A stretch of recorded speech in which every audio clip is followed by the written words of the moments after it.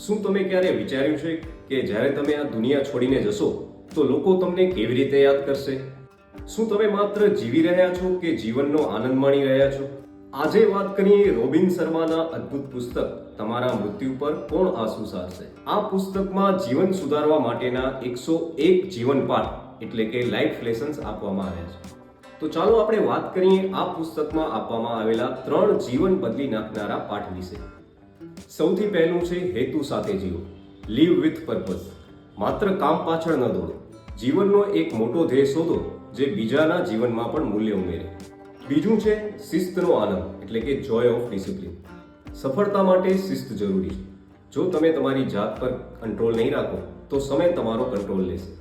ત્રીજું છે નાની બાબતોમાં ખુશી. સૂર્યોદય જોવું, કોઈની મદદ કરવી અથવા તો પુસ્તક વાંચવું, આ નાની નાની બાબતો જ જીવનને સુંદર બનાવે છે. જો તમે તણાવમુક્ત અને અર્થપૂર્ણ જીવન જીવવા માંગતા હો તો આ પુસ્તક તમારા માટે એક ગાઈડ જેવું છે.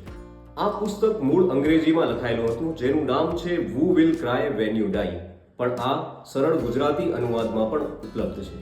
મિત્રો, તમારા માટે જીવનનો સૌથી મોટો પાઠ કયો છે એ કોમેન્ટમાં જરૂર લખજો. અને આવા જ મોટિવેશનલ બુક રિવ્યૂ માટે તમે અમારી ચેનલ વોન્ડરિંગ ક્લાઉડને સબસ્ક્રાઇબ જરૂરથી કરજો.